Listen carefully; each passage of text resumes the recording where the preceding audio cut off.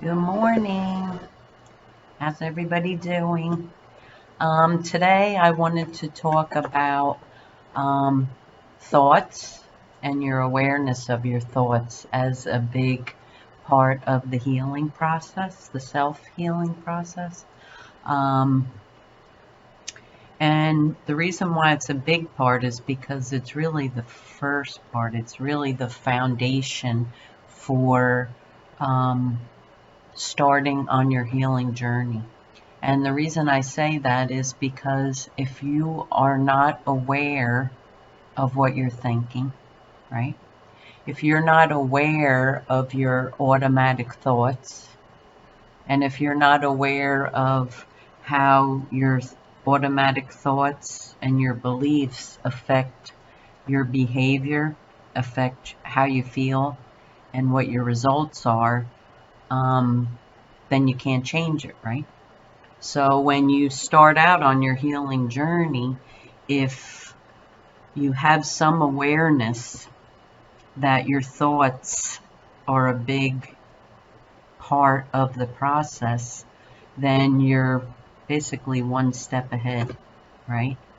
Our thoughts are so powerful, right? We don't even realize how powerful we are as well as how powerful our thoughts are.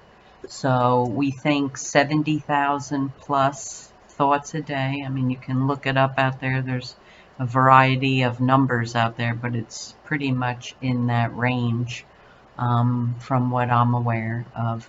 So we have 70,000 thoughts a day. Now, a reason why journaling is a big part of self-help and healing is because a lot of times we're not aware of what we're thinking, right? We're not aware of the thoughts that we have. We have them, they're automatic. They just happen, right?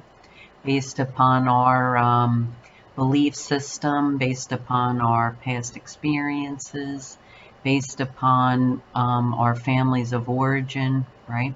They come from, so they're layered basically, and most of the time they're layered with other people's thoughts and beliefs. Um, Maybe not necessarily even ours, right? And we don't challenge them. We just accept them. We live by that rule, and we are on our way, right?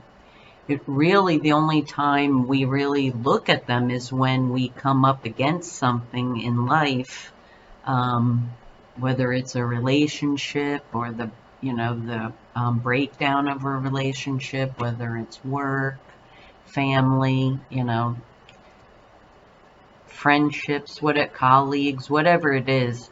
It isn't until we come up against some type of resistance or some type of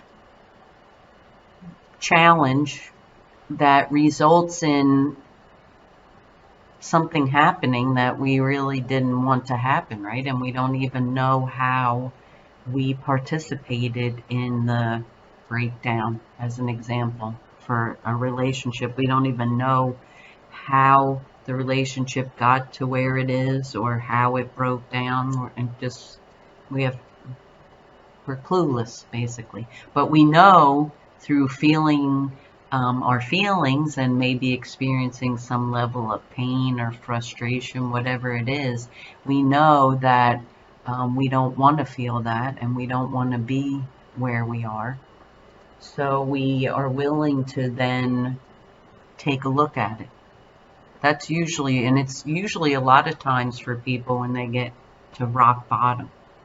And rock bottom, we're told, or we could believe that that's terrible. Someone's at rock bottom. A lot of times when people are at rock bottom, that's when they're willing to do it differently. Try something different because it didn't work. And now there's nowhere to go, right? Because you're at rock bottom.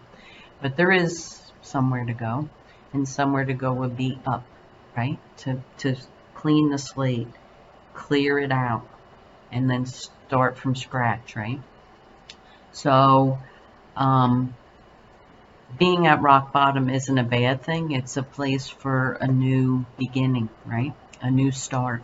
And to look at what we thought what our beliefs were to get us to where we are at this moment, right?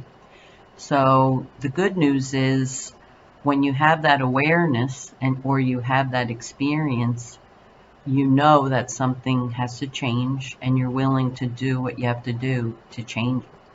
That's very powerful, and that's a great starting place to start examining what your thoughts and your beliefs are. So journaling is a big part of that.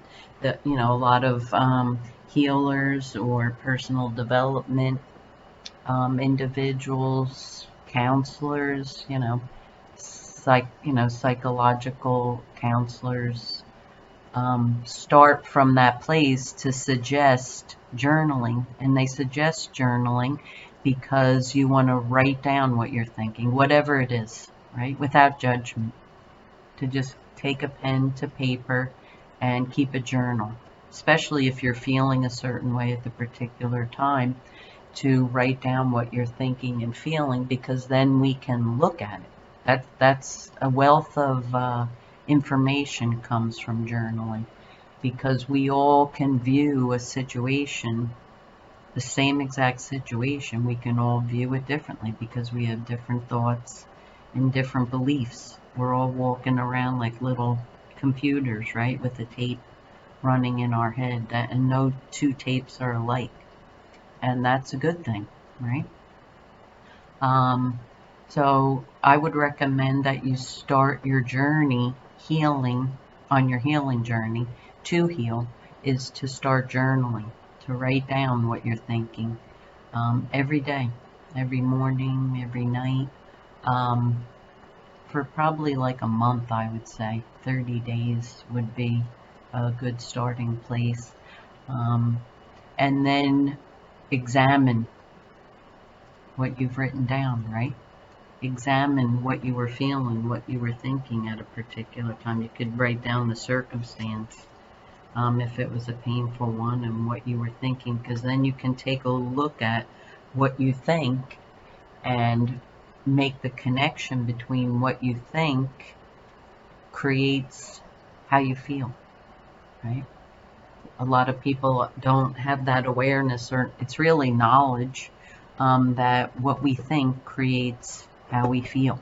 We think that we're the victim of our circumstances, and we're the victim of other people. We're the victim of what happens to us, right?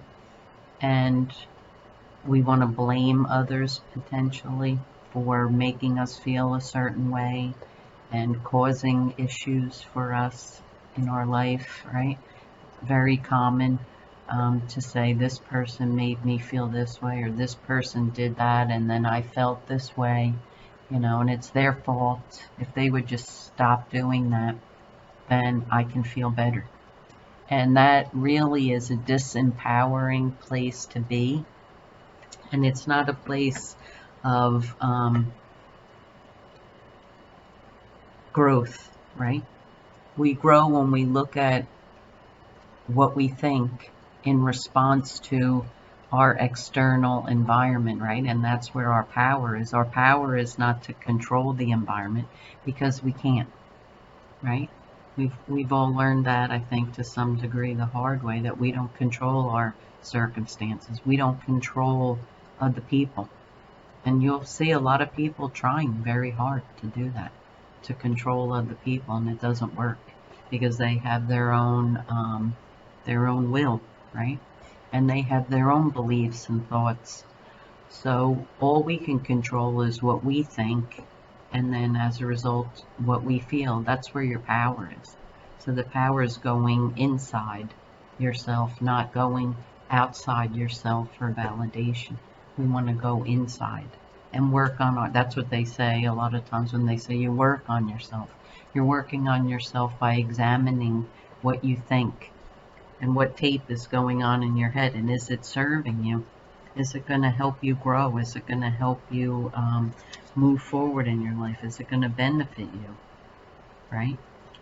So that's just a little nugget in a condensed sense, I guess, to give you an idea of what goes on in starting the healing journey.